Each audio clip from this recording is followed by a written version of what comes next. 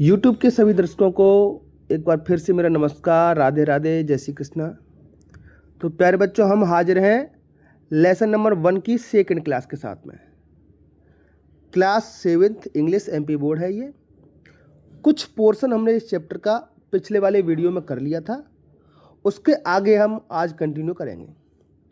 अगर आपने वो पहला वीडियो हमारा नहीं देखा है तो सबसे पहले उस वीडियो को देखें, उसके बाद इसको आए।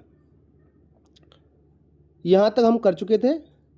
तो क्वेश्चन नंबर 2 देखते हैं, कॉम्प्रिहेंशन। कॉम्प्रिहेंशन मतलब व्याख्या के साथ हल करेंगे। Choose the correct option.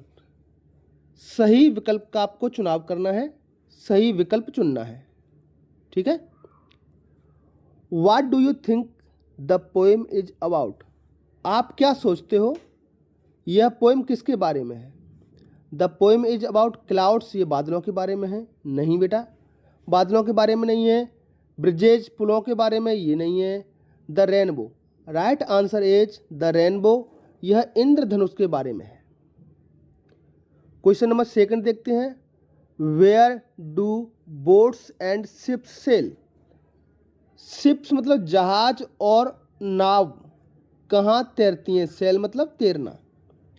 तो boats sail on, ship sail on. तो बोट्स बेटा रिवर में तैरती है, ये राइट कर दो।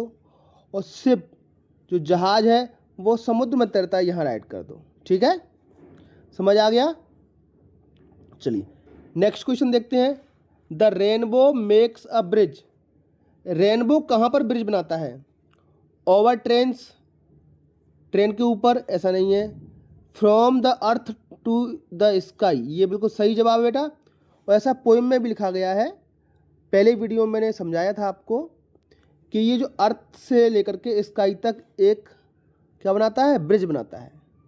ओवर टाल बिल्डिंग्स, लंबी लंबी इमारतों के ऊपर, तो ये भी नहीं है। ऑप्शन नंबर 20 इसका सही जवाब है। नेक्स्ट क्वेश्चन देखते हैं प्यारे बच्चों, द प्रीटीएस्ट ब्रिज इज। खूबसूरत, सबसे खूबसूरत ब्रिज कौन सा है।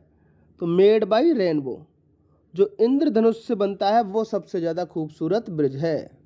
मेड बाई क्लाउड, ऐसा कुछ नहीं कहा गया है, बादलों द्वारा निर्मित। मेड बाई रिवर्स, ऐसा भी कुछ नहीं है, नदियों द्वारा निर्मित। सही जवाब है option number B, made by a rainbow. Next question देखते हैं, द रेनबो इज द। बेटा द के बाद में हम हमेशा हमेशा याद रखना सुपरलेटिव डिग्री का प्रयोग करते हैं, और EST वाले जो शब्द होते हैं वो सुपरलेटिव डिग्री में आते हैं, जिनके अंत में EST होता है। तो प्रीटियर, ये तो बेटा कंपैरेटिव डिग्री, ये नहीं हो सकता है। प्रीटी, ये पॉजिटिव डिग्री है, ये भी नहीं हो सकता है। सही जवाब आपका प्रीटीएस्ट, क्योंकि द के बाद हमेशा हम सुपरलेटिव डिग्री का प्रयोग करते हैं। उम्मीद है बेटा आपको ये समझ आ गया होगा। चलिए नेक्स्ट क्वेश्चन की तरफ बढ़ते हैं। किसी भी टॉपिक में बेटा आपको कोई डाउट हो तो आप कमेंट बॉक्स में मुझसे पूछ सकते हैं। वर्ड पावर की तरफ बढ़ते हैं। क्वेश्चन नंबर 3 है ये, पिक द ऑड वर्ड।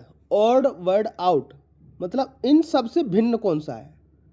2-3 शब्द दिए गए हैं बेटा, तो कुछ में समानता है, एक उनसे अलग है। उस अलग वर्ड को आपको सर्कल करना है, and circle it as given in the example, जैसा उदाहरण में दिया गया है। पहला उदाहरण देख लो, सब समझ आ जाएगा। पहले में रिवर नदी, पॉन्ड मतलब तालाब, सी मतलब समुद्र, और रोड। तो इनमें से अलग क्या है बेटा, रोड अलग है, क्योंकि सारी चीज़ों में पानी रहता है। रोड बेटा आदमी बनाता है, डामर से बनता है वो। इसी तरीके से आपको अलग छांटना है क्वेश्चन नंबर 2 में। देखो जरा, शिप मतलब जहाज, बोट मतलब नाव, एरोप्लेन मतलब हवाई जहाज, और याच मतलब नाव। तो बेटा एरोप्लेन जो हवा में उड़ता है, बाकी सब पानी पे चलती हैं। तो यहाँ पर एरोप्लेन को आप सर्कल कर दोगे तो दूसरे का जवाब ये लिखा है बेटा, ये मैंने यहाँ लिख दिया है, ठीक है। तीसरा देखते हैं प्यारे बच्चों, क्लाउड मतलब बादल, स्टार मतलब तारे, मून मतलब चंद्रमा, और अर्थ मतलब पृथ्वी। तो इनमें से सारे के सारे क्या हैं, हेवनली बॉडी हैं, पृथ्वी बड़ी है, मून चंद्रमा ये सब उपग्रह या ग्रह हैं। क्लाउड इनमें अलग है, बादल, बादल से बारिश होती है, ये पृथ्वी के पानी से बनते हैं। तो इसका सही जवाब हो जाएगा फोर्थ, क्लाउड। राइट, गड़बड़ हो गई क्या? तो तीसरे वाले का आप क्लाउड कर देना, ये आंसर है ना। ऊपर नीचे हो गए, मिस्टेक हो गई है, ठीक। और इस वाले का क्या हो जाएगा, पहले का आंसर है, ये क्या हो गया बेटा, मैं यहाँ सर्कल कर देता हूँ, ठीक है। पहले का आंसर हो गया था एरोप्लेन, इस दूसरे वाले का, तीसरे वाले का क्या हो गया बेटा, क्लाउड हो गया, ठीक। चौथे का देखते हैं, सी, बस, ट्रैक्टर, कार। तो बस, ट्रैक्टर और कार कहाँ चलती है बेटा, रोड पे। सी अलग है इसमें, सी, ये नंबर आगे पीछे हो गए बेटा, ठीक है। तो फोर्थ का आंसर हो जाएगा सी। फिफ्थ देखते हैं, ग्रीन, ऑरेंज, येलो और फ्लेवर। तो बेटा ग्रीन ये रंग है, ऑरेंज संतरा नारंगी ये भी रंग है, येलो पीला ये भी रंग है, लेकिन फ्लावर अलग है, फूल। तो पांचवे का आंसर फ्लावर हो जाएगा। तो जो मैंने सर्कल किए हैं वो इनके सही सही आंसर हैं, ठीक है। चलिए नेक्स्ट क्वेश्चन देखते हैं, क्वेश्चन नंबर बी। चलो क्या कह रहा है बेटा, question number B, use the following words appropriately in the sentences given below.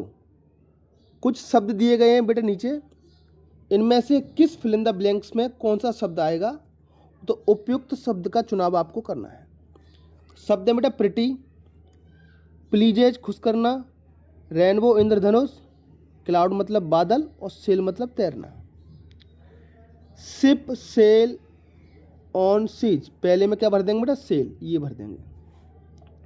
दूसरे में आई सॉ अ रेनबो, दूसरे में भर देंगे बेटा रेनबो, ये भर दिया मैंने कल आकाश में एक रेनबो देखा, इंद्रधनुष देखा। तीसरे में भर देंगे बेटा clouds are often seen in the sky in the rainy season, बारिश के मौसम में बादल हमें देखते हैं, कहाँ देखते हैं, बादल देखते हैं बेटा आकाश में। फोर्थ नंबर पर क्या भरेंगे बेटा, नम्रता इज अ प्रिटी गर्ल, नम्रता खूबसूरत लड़की है। जो लास्ट बच गया था उसको हम लास्ट वाले में भर देंगे। नेचुरल ब्यूटी ऑलवेज प्लीजेज मी, प्लीजेज मतलब खुश करना, प्राकृतिक सुंदरता हमेशा मुझे खुश करती है। राइट, चलिए क्वेश्चन नंबर फोर्थ समझ लेते हैं प्यारे बच्चों, बहुत बढ़िया है। Grammar in use, read the following table, आपको दी हुई टेबल पढ़नी है।